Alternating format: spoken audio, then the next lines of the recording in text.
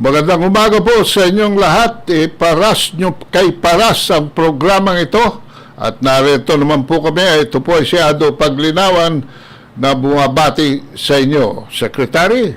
Yes, magandang hapon po. Nandito na po kami muli sa programang Iparas kay Paras. Kasama ko si Paring Ado.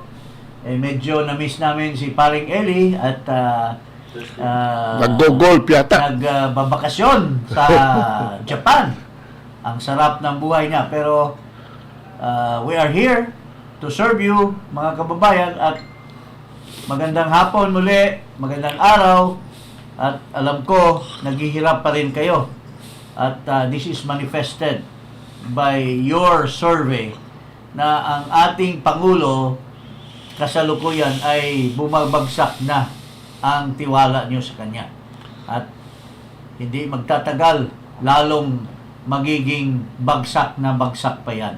Dahil wala siyang nagawang kabutihan para sa inyo, mga kababayan natin, na hanggang ngayon naghihirap pa din. Secretary, ang paboritong biyahero ng sambayan ng Pilipino ay mukhang umalis na naman. Lumayag na naman. At meron na naman konting issue sa pag-alis niya, no? Oo. Napupuna ito. Alam mo, ngayon kasi, mga kababayan, unlike sa panahon ni President Duterte, ang taong bayan dahil sa napakalakas ng kanilang tiwala sa kabutihan at kakayahan ni Pangulong Duterte, hindi nila masyadong napapansin o pinapansin ang mga galaw ni Pangulong Duterte.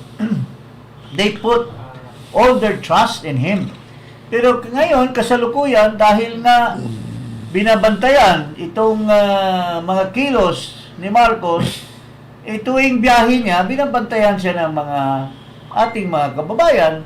At dito sa pag-alis niya, sa seremonya na ginagawa bago umalis, kapansin-pansin po ng karamihan nating mga kababayan sa mga vloggers na hindi niya pinansin.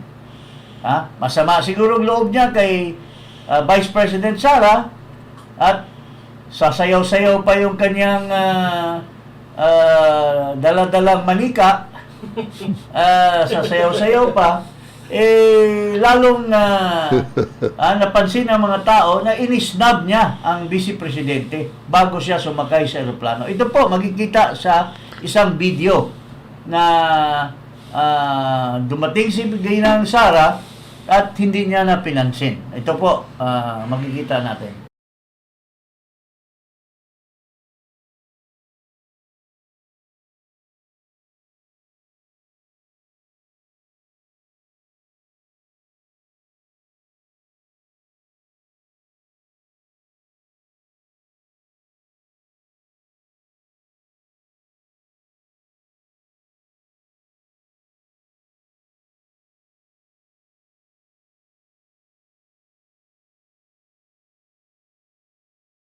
Kayo po, ang may kasabihan na yung picture can lie but not the video. Di ba? Ito ay kitang-kita na kausap niya si Ginoong Ambassador, Secretary Manalo at may isa pang babae na kausap. Biglang dumating si Ginang Vice President katabi ni Manalo. Pagkatapos niyang kinausap si Manalo ay hindi man lang kinamayan or hindi man lang tumango. Basta inignore na lang niya ang ating butihing Vice Presidente. Pero ang kapansin-pasin ay mayroong isang manika na sasayaw-sayaw. Sasayaw-sayaw. Tuwang-tuwa na nakita niya yung asawa niya, siguro binuljak na niya before kasi galit siya na nakipagbeso-beso si Marcos. Nakita na niya na siguro tumalab na yung kanyang threat sa kanyang asawa na huwag pansinin si Vice President. Tuwang-tuwa, sumasayaw-sayaw yung manika. Maliit. Sa Bisaya pa yan, yung manika na ganyan, tinatawag nila putot na manika. Putot. Oh. Palo si Malilikas, sabi butod daw. Butod. Butod na, putot pa. Yun ang sinasabi ng mga kababayan natin. Hindi ko alam kung sinong manika yun. Ikaw, paring Ado, napansin mo ba yung manika? Oo, may sumasayaw. Dancing doll. Ha? Dancing doll. Oo. At yung ating Vice Presidente ay the invisible woman. The invisible woman. Kasi hindi napansin. Pero, despite invisible, to the people, she is the very well-groomed lady. Very handsome lady. Pero napansin mo ba na umakyat si Presidente Marcos? Holding hands. Hindi, tsaka parang nanghihina. Hindi siya Nanghihina. Kaya nga, ano Oo nga, parang matamlay, ano? Parang matamlay, parang... Pero, alam mo, hindi naman natin maalis na ang isang tao may kabutihan din. At napapansin siguro niya, naalala niya na ang pupuntahan niya sa Amerika ay yung mga taong pumatay ng mga Pilipino. Oo. Yung Amerikano, At saka 20,000 ang pinatay ng mga Pilipino. Baka hindi lang. Ang mga Hapon, 1 milyon na Pilipino ang pinatay. At yun ang pakikisamahan niya doon sa Amerika. Tsaka yung pupuntahan niya, yung dumukot sa tatay niya. Oo. Kaya nag-worry siya siguro. Baka hindi na siya... Pero, ang iba naman sinasabi, hindi bali na kung dinukot yung tatay ko, pero basta buhay pa tayo, kung mabigyan tayo ng maraming isasauli na mga nakaw na yaman sa atin, okay lang. Kaya, from China, naging puppet na siya ngayon ng Amerikano. Ito po yung isang comment ng isang vlogger. Ang pangalan niya ay Chrisette. Ito po, kung siya pa daw sana ang si Sara Duterte, ito po dapat ang gagawin niya. Ito. Chrisette Laureta Chu. Sara Duterte is a much better person than I am because if ako ang nasa posisyon niya, hindi ako magpapa-demure and mabait. Lalo na in front of everyone, you dare disrespect me by ignoring me? Aba, pag in-ignore, ay wow, walang goodbye. Parang di ako ang rason bakit kayo nandyan ha. She stands there taking it all as they pointedly ignore her. If I were Sara Duterte, you will feel my wrath. My anger po yung wrath. Wrath, yes. I will use my father's and my family's political capital, the loyalty of the people who support us, and the money of all my rich supporters to even out the playing field. Ay nako talaga. Ay nako, kahit gusto man magdamdam sa'yo ng mga Pilipino, madam, wala namang kaming choice kasi ikaw na lang ang pag-asa namin. Nakaka-prostrate. Alam mo, in relation to this, mayroon po kaming mga vlogs, yung mga lumalaban at tumitingala sa ating leader ngayon na oposisyon na si Pangulong Duterte. Mayroon tayong maraming mga group chat at sinasabi ko doon, nakakabuelo na sana ang oposisyon kundi dahil dito kay Sara Duterte. Kasi, despite nandoon na yung tatay niya, despite nandoon na yung mga kapatid niya, lalo na yung younger brother niya na bilib ako kasi napakatapang at matalino, nagpaiwan pa rin siya dito kay Marcos. Pero, tingnan mo ginagawa ni Lisa at ni Marcos sa kanya. Hindi ko ma-imagine kung sinasabi ba na kapit-tuko ba siya sa kanyang posisyon. Or, hindi natin maintindihan kasi ang sabi ng karamihan ng mga supporter ngayon ni President Duterte, siya yung hindrance for a full and fast people power. Kasi deodorizes. In other words, pinapabango pa rin niya si Marcos despite na 44% na lang ang rating. Kaya madam, pag-isip-isipan nyo, kami po ay... Approval rating yun, ha? Approval. Approval ano? Truth. Kasi sa trust, 33 na lang siya. 33 or ano yon, performance rating or something. Yes, performance. So, yun po, nakikiusap ang taong bayan sa iyo na kung ganun ba ang trato ng mga Marcos sa iyo, mag-isip-isip na po kayo, Madam Vice President. Alam mo, mayroon pa mga ibang nagsabi at I feel that it is pragmatic, pero sabi nila ang dami mo ng opportunity tuwing umaalis si Marcos, pwede ka na mag-take over, ang mga military daw ay nasa likod mo. Hindi ko alam kung gaano katotoo yan. Baka sabi nila, pag alis niyan sa susunod, wag mo nang pabalikin dito, exile mo na lang. Yun ang mga sabi-sabi ng mga nakakarinig ko, mga comments dito sa aming vlog. Pero ako, I'm neutral about that.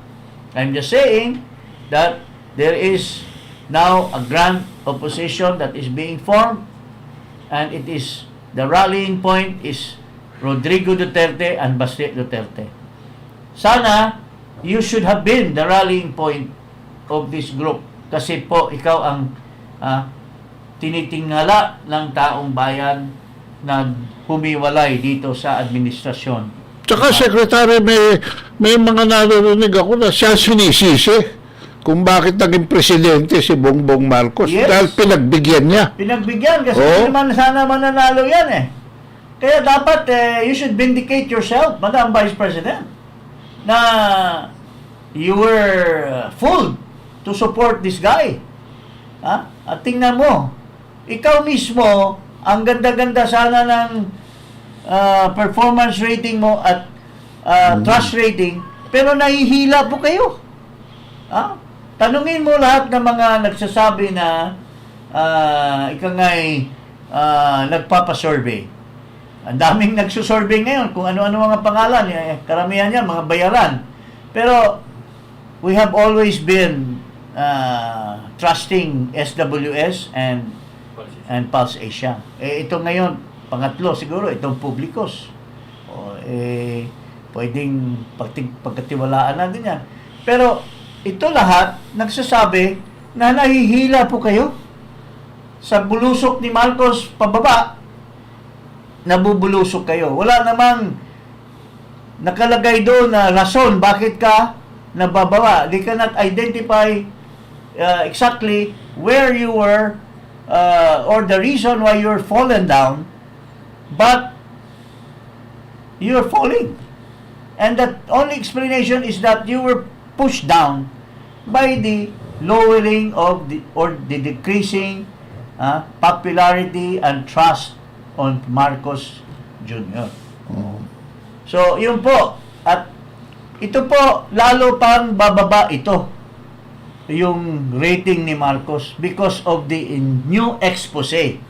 At kung malala natin, sinasabi ni President Digong Duterte ito nung isang rally sa Davao. Pakinggan po natin. Mr. President, Ma'am Lisa Araneta Marcos, hindi ninyo ako kalaban. Wala akong sinasabi ng masama. Hindi lang ako makakampanya noon. Alam mo, iniiwasan ko ito. Itong panahon na ito talaga ang iniwasan ko kasi mapipilitan ako ngayon magsalita laban ng mga tao sa gobyerno. Alam mo, Mr. President, hindi ako maghingi ng tawad. Kagawan mo yan It is your responsibility sa sarili mo. What you do in this world binds you. Iyo yan. Huwag mong sisihin ang ibang tao kasi sarili mong utak at katawan yan. Nung ako'y mayor, pinakitaan ako ng evidence ng PDEA. Doon sa listahan, nandoon yung pangalan mo. Ayaw kong sabihin yan kasi magkaibigan tayo. Kung hindi magkaibigan, magkakilala. Ikaw pumapasok kayo ng alanganin. Mr. President, baka susunod ka sa dinaanan ng tatay mo. Diyan ako takot. Ayaw ko mangyari sa iyo yan. Pabor lang, ako namang nagmamakaawa kasi it will divide the nation at madugo itong panahon na ito. Bongbong bangag yan.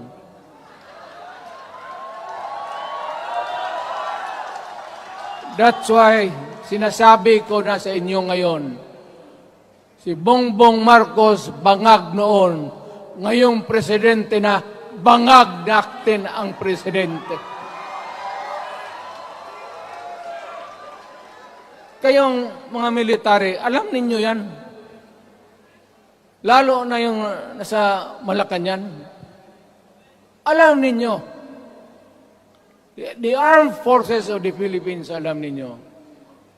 May drug addict tayo na presidente, putang inang yan. Sinasabi ng ating dating Pangulo na nung mayor pa siya, well, which is during the time of Noynoy Aquino. He was still the mayor of Davao. 2012. 2012. May lumapit sa kanyang PDEA na nagsasabing may report na si Marcos ay user ng droga. Di umano. At ngayon, noong 2021, dahil usap-usapan na mayroong isang kandidato na gumagamit ng droga, nagpapa-drug test si Marcos. At ito ang resulta.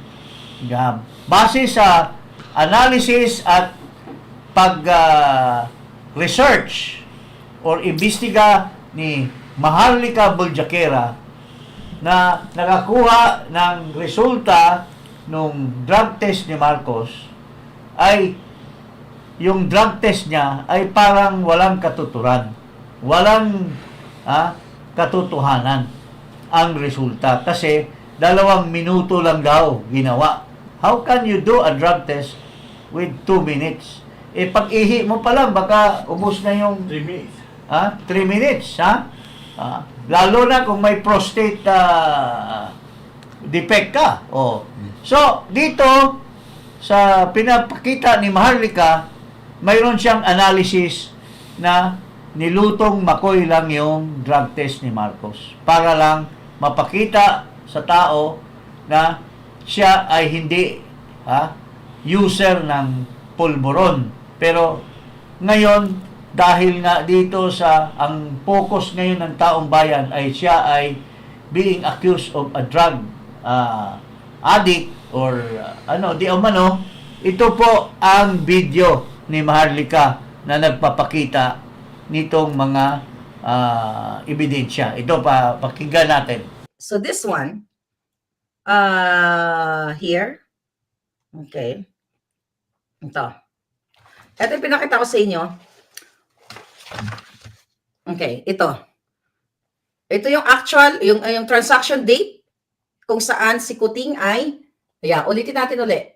Yan siya ay nagpa-pulburon test. It's like more than 2 minutes lang ang mula sa actual hanggang sa report date.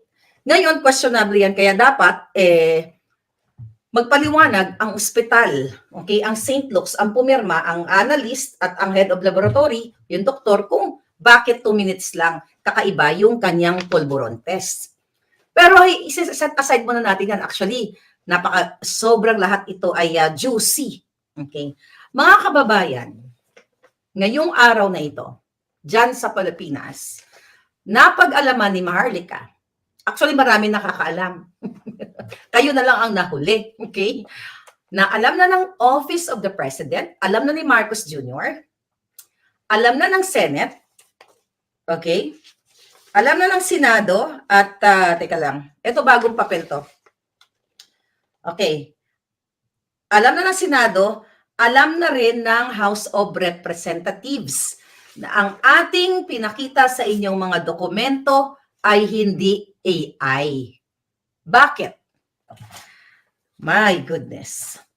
Yung pumirma po na investigation agent, napag-alaman natin, alam mo naman kahit sa loob ng Malacanang meron tayo talagang mga puting ahas na concerned. Concerned sila sa taong bayan. Concerned sila sa inyo. So napag-alaman natin, dated April 7. Here's the date. Okay? Sulat po ito. That's the date. Ayan. April 7, 2024. Ito po ay patotoo na indeed, itong mga dokumentong pinakita natin a few days ago ay hindi po, fold natin, ay hindi po AI. Ito ay hindi AI dahil po dito sa sulat na ito na merong kopya ang PIDEA, Office of the President, kasi under yan kay PIDEA, under kay Kuting. At saka dapat naman talaga may kopya ang Senado at Kongreso. Ngayon, bayan, taong bayan. I think it's my duty bilang isang Pilipinong tumulo ang dugo o umagay ang dugo sa lupang sinilangan. Ito yata mission ko eh. Kasi ito'y pilit na ikukubli, itatago ng mga kapangyarihang nasa gobyerno sa 115 million Filipinos para protektahan si Marcos Jr. sa kanyang kabangagan. Tama ba? Hindi ko pinangungunahan ng Kongreso. Kongreso, Senado, well, wala tayong aasahan sa Office of the President at PIDEA kasi hawak nila yan sa leeg. But I still have hope sa Kongreso at Senado. Kasi I believe may konti pang natitirang matino-tino dyan. Ngayong araw na ito, mga kababayan, para tayong dear Ate Helen, di ba? Talagang kumakabog-kabog ang mga dibdib ninyo eh. Kasi gusto ko malumanay para manamnam natin ang istorya. Okay?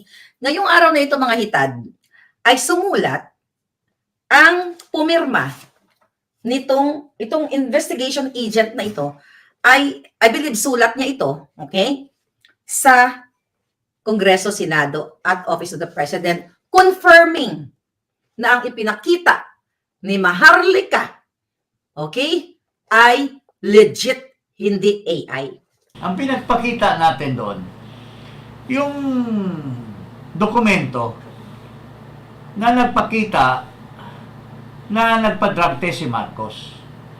Pero napansin ni Maharlika at marami ring nakakita nitong na normally, maski nung COVID noon magpa-test ka ng COVID, kukuhanan ka ng specimen, tapos punta mo na sa laboratory at i-evaluate, it takes you minimum of 5 hours. More or less. Kasi may mga chemical pa yan ihalo dyan to determine the result. Dito, yung yung full COVID test yun. Yung antigen nga, antigen lang 15 minutes Oo nga. Yun, 5 hours. Ito, antigen, 15 minutes. Pero dito, baka may bago ang explanation lang ito. Bakit? Baka may high-tech na diyan sa para sa mga mayayaman, special people. May high-tech na instrumento diyan sa St. Luke's na napakabilis. Paglabas ng ihi, sasaluin ng doktor at yung gadget ilagay lang niya ganyan, kuha na kaagad na may gauge. 2 minutes lang kuha na. Kung ganon ang nangyayari. Pero that is not normal. So, the tendency for people, lalo na yung mga nakakaintindi, ito ay muro-muro lang na drug test. Kasi 2 minuto lang from the taking of the sample to the result of the test, 2 minutes. Base doon sa dokumento. Siguro, medyo may plano silang lulutuin pero masyadong careless paring tingnan mo, anong explanation mo dyan? Careless, nagmamadali kasi kala niya taas na ng survey niya at panalo na pang ano lang ito. This is only for purposes of pakitang tao. Ika nga. Para mayroon siyang iwaga-iway na may drug test ako Pero dahil sa when evil things happen, there is always a karma that goes with it. That follows. Okay. Ito po, mayroon ditong testimony or sinasabi nila kasi na ang kasama niya ay si Ginoong Vic Rodriguez dahil they were inseparable. Magkaibigan sila. Lahat ng galaw ni Marcos, andyan si Vic Rodriguez. Pero ito po ay pinagkasinungalingan ni Vic Rodriguez na may kinalaman siya sa drug test ni Marcos. Ito po, interview kay Vic Rodriguez. Tungkol po ito sa pulburon. Although natanong ko na to sa inyo, noon daw po bang nagpa-drug test si Marcos Jr.? Present daw po ba kayo? No, I was not. Okay. Because the situation prevailing then, I'm not justifying, just a brief background. The situation then, I think it was still yung lockdown. And ang movement ng tao pa isa-isa. So, hindi talaga pwedeng, puntahan natin, sama-sama, etc. Because I remember, even when I served the results in 3 agencies, pag-isa lang din ako dahil bawal pumasok. Okay. So, what did you know witness? So, hindi wala akong okay, malinaw yan sa ating mga kababayan. So, ang nakita nyo na lang is result, right? Tama. Yun, mga kababayan. Kasi pinakalat nila yan para magkagain ng credibility yung kanyang drug test ay nandyan daw sa tabi niya si Ginoong Vic Rodriguez. Pero dito pinagkasinungalingan. Ang role lang ni Vic Rodriguez ay nautusan lang siya na bigyan ng kopya ng resulta ang PDEA at yung mga ibang ahensya. Pero hindi naprobahan na authentic yung at talagang napatunayan na may drug test talaga si McCoy Jr. Ito naman, maliban doon, kasi may mga usap-usapan na may mga video daw na kitang-kita si Marcos na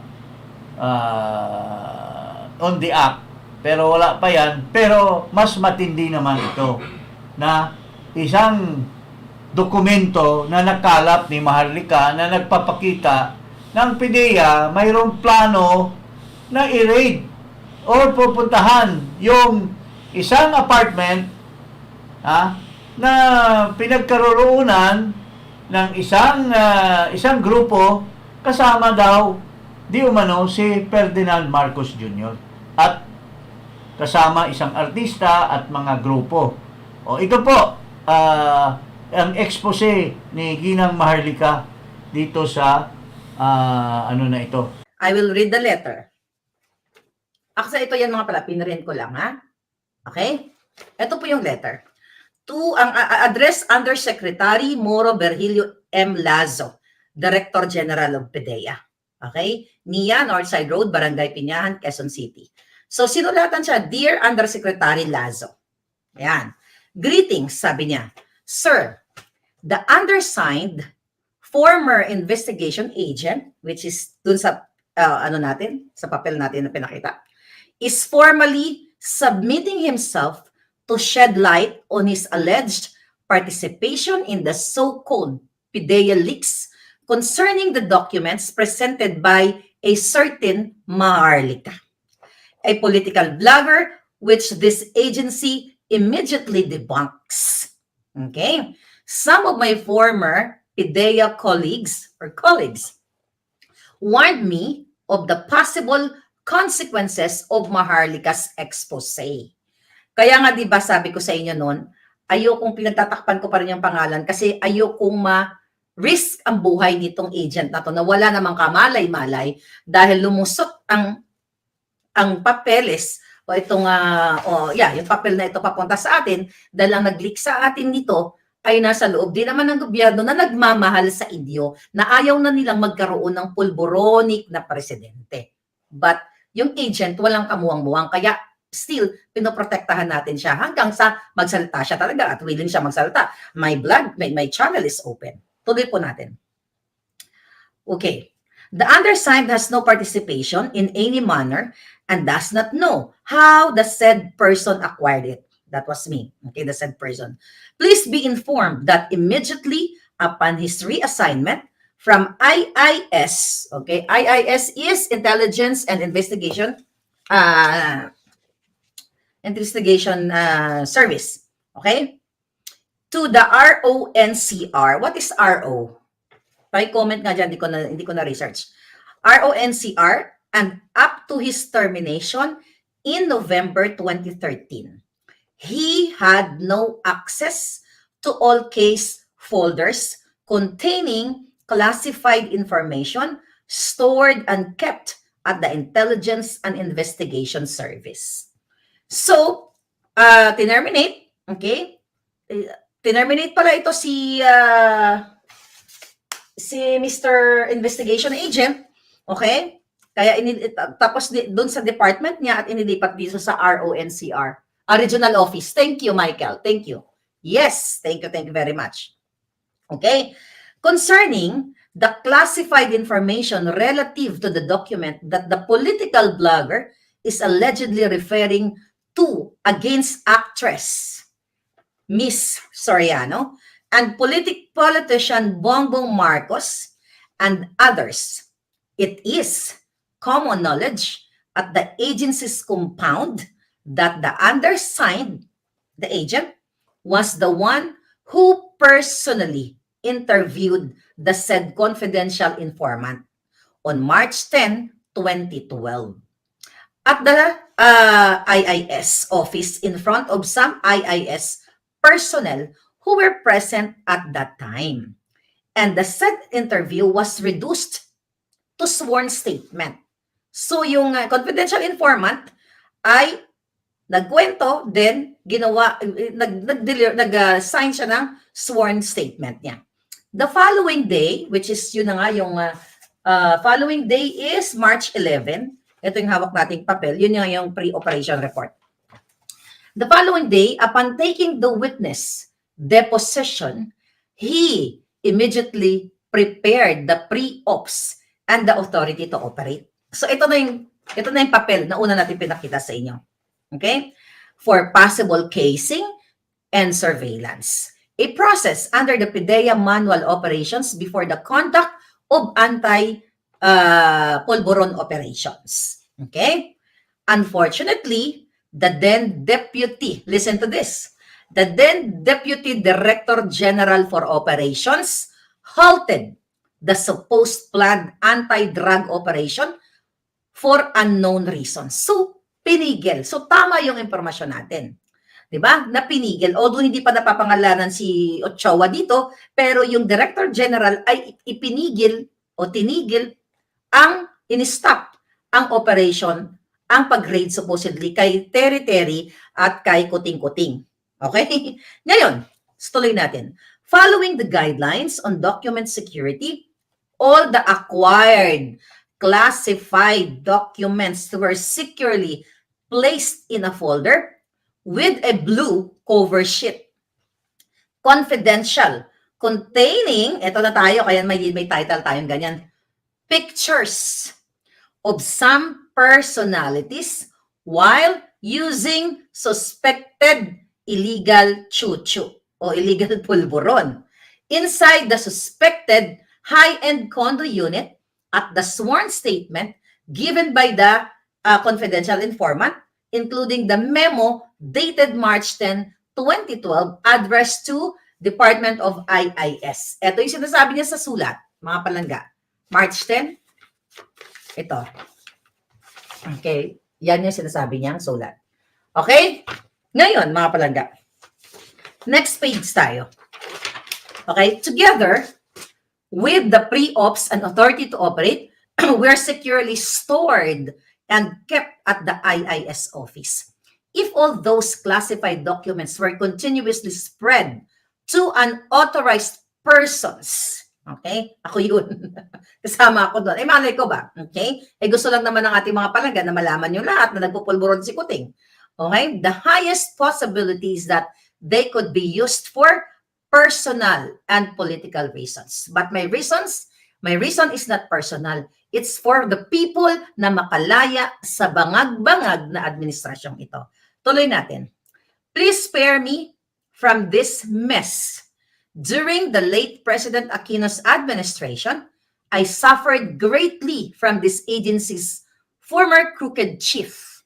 Yung chief na nag-halt nito, na nagputol nito. Actually, mariresearch nyo yan kung sino ang chief nitong sinasabi niya. Diyan sa mga article na research na nakalimutan ko lang yung pangalan niya. Okay, tuloy.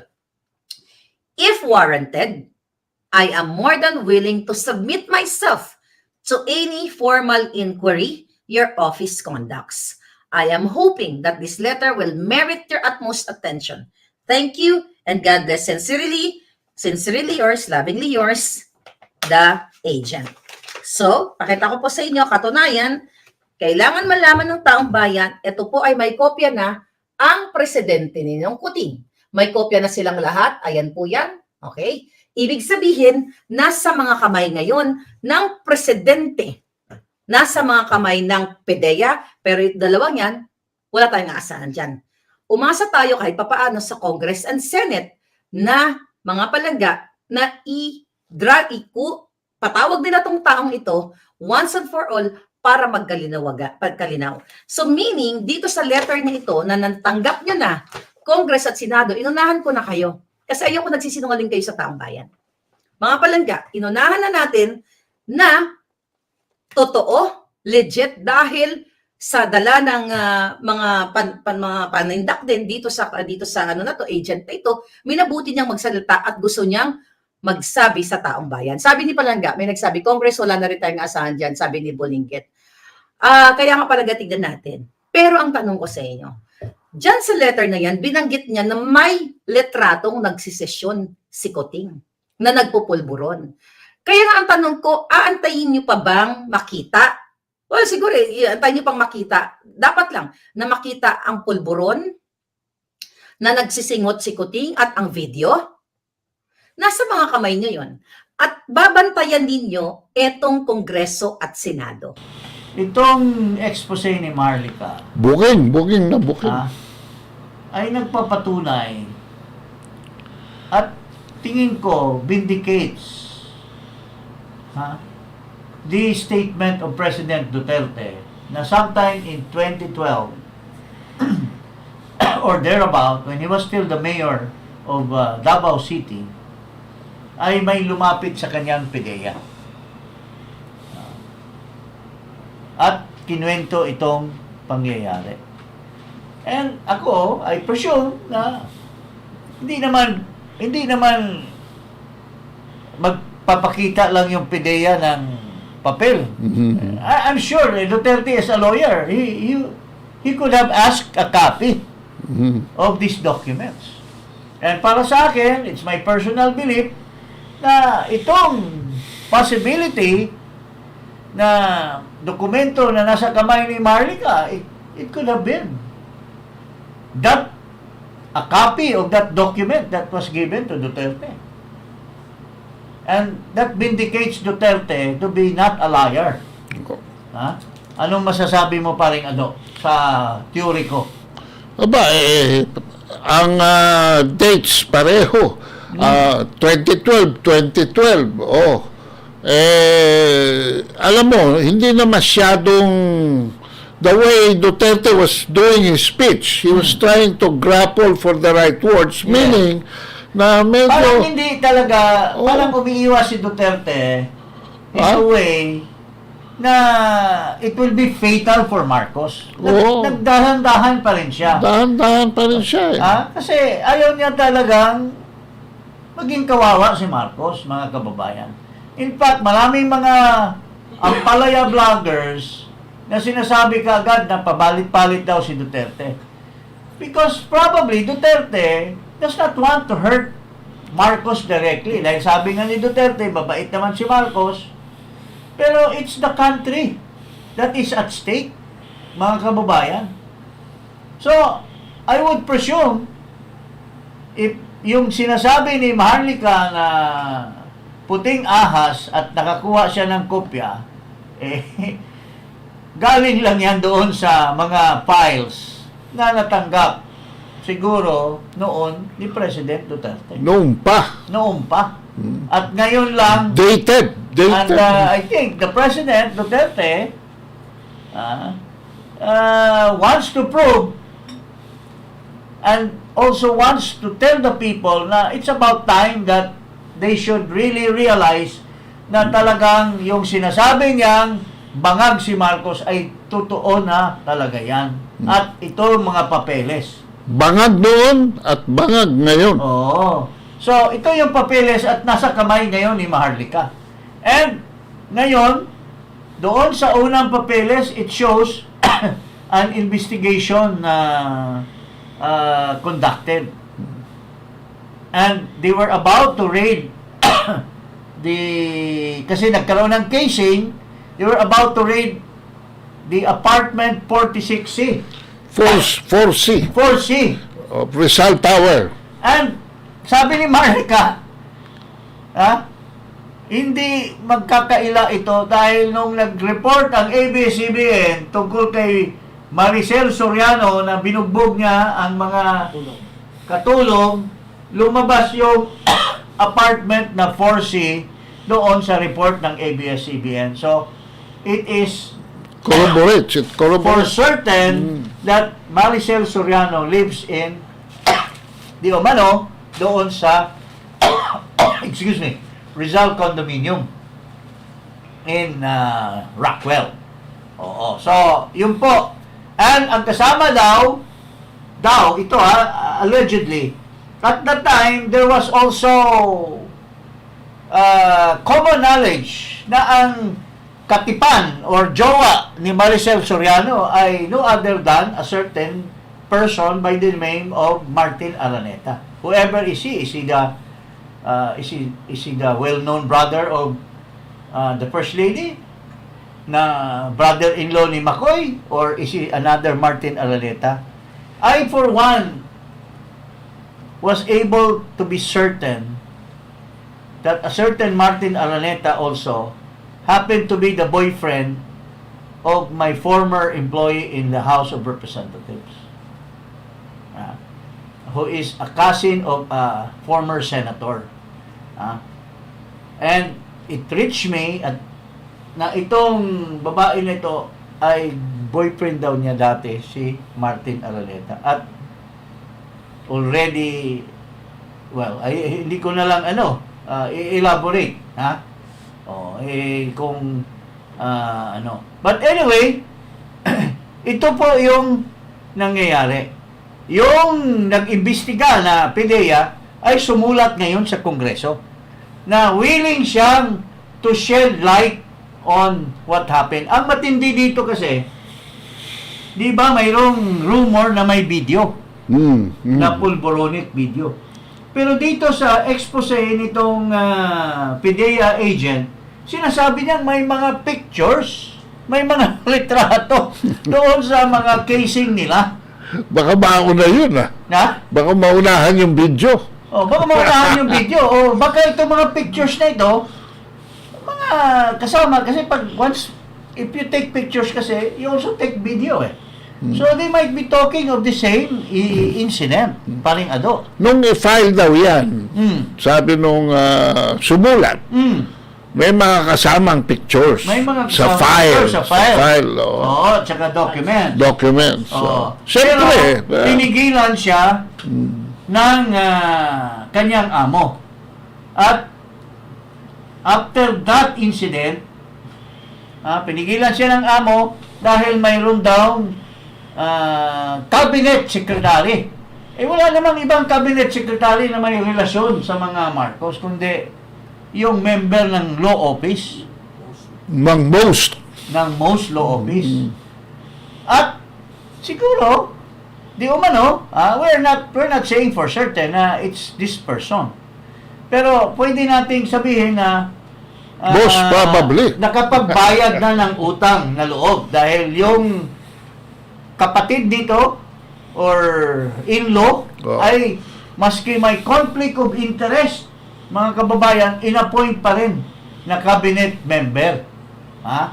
Maski contractor ng mga housing, itong taong ito, at conflict of interest dahil yung cabinet secretary niya ay housing, pinilit pa rin.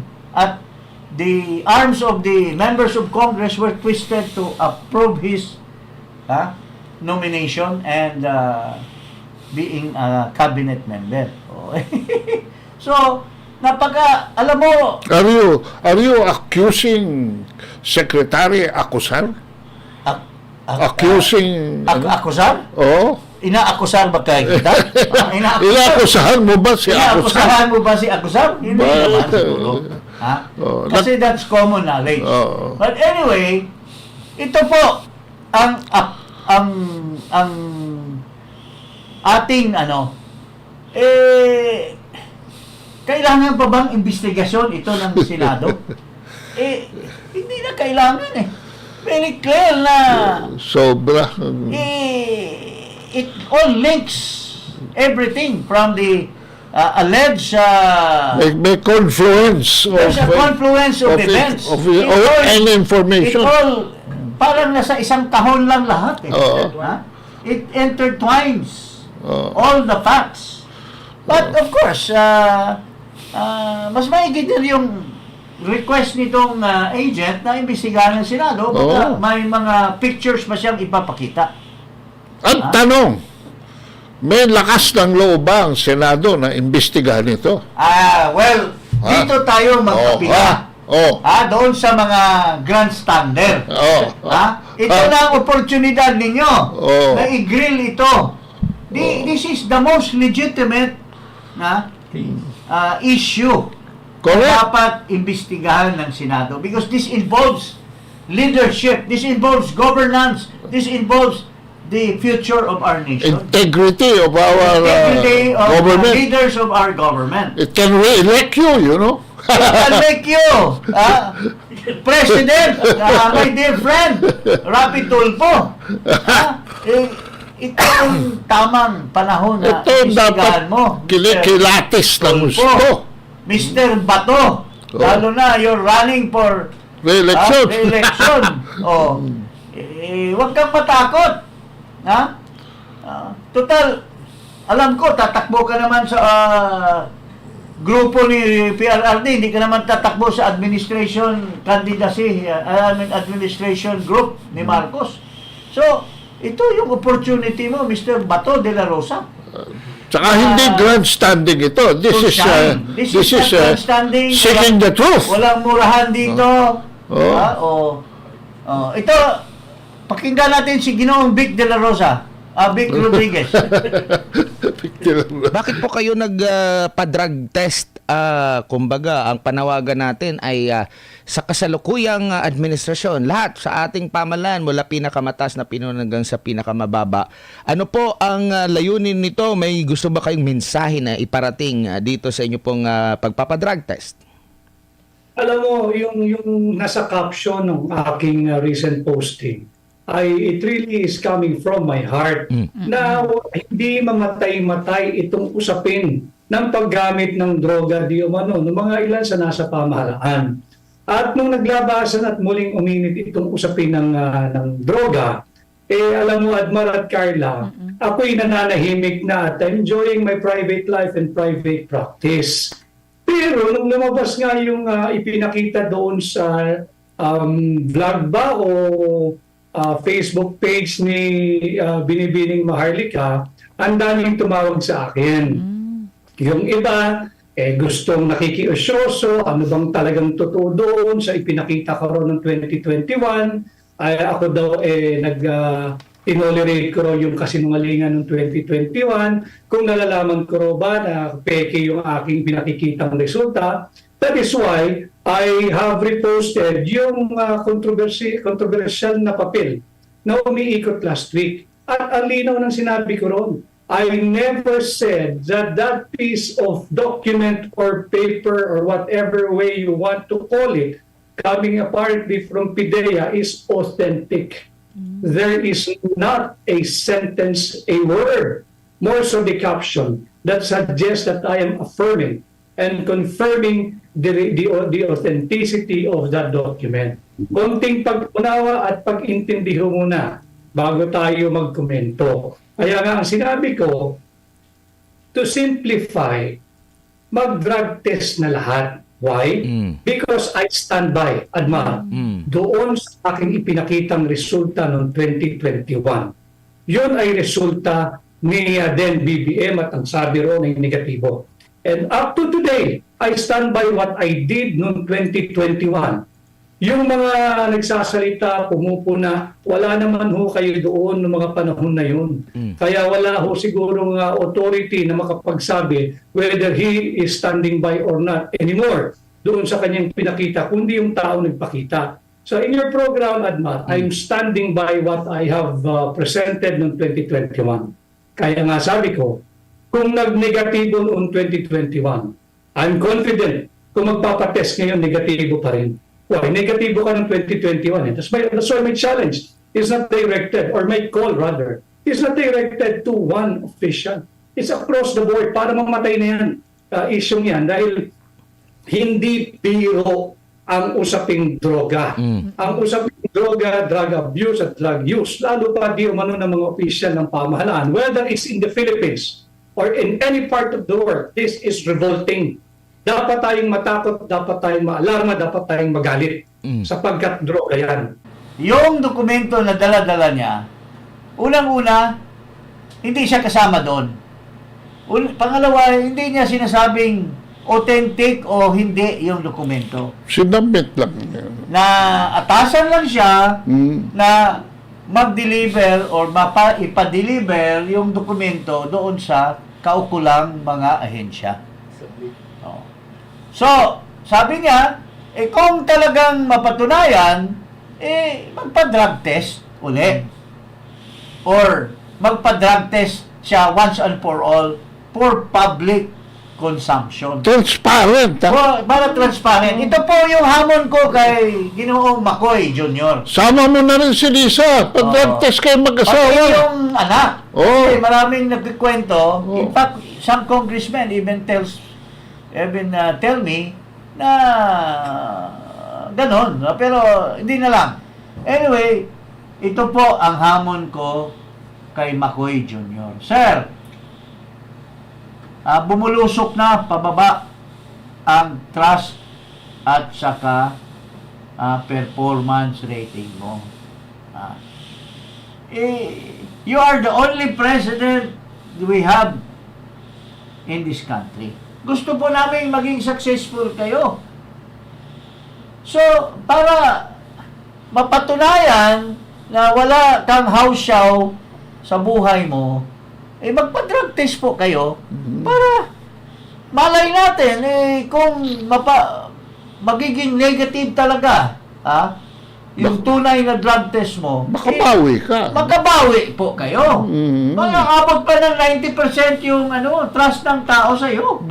Kasi nagpakita ka na tunay na lalaki ka, hindi ka binubugbog or inuutos-utusan kung sino-sino mang mga butod, mga putot, o ano pa dyan, Mr. President.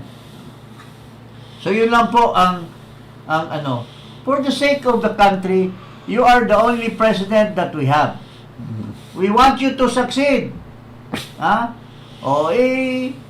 Then you have to cut clean para it will not become negative yung trust rating nyo. Okay? Nako, pati yung doktor at yung analyst mapapatawag ng kongreso dyan. Yun. Kasi free for all na ito. Lalo na yung ating St. Luke's reputation is at stake. attention natin na mahilig sa grandstanding. Ito na yung pinakamatinding grandstanding of all your life, Idol Rafi. Ikaw dapat ang mag-file nitong resolution to investigate. Kami po'y naniniwala sa iyo na kaya mo ito. Kaya mo yan. Kaya mo yan. Na ikaw ang maninindigan Oo. Di ba? Mga kababayan?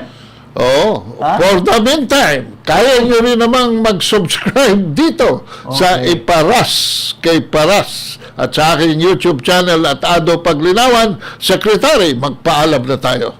Magandang hapon muli sa ating mga mahal na kababayan.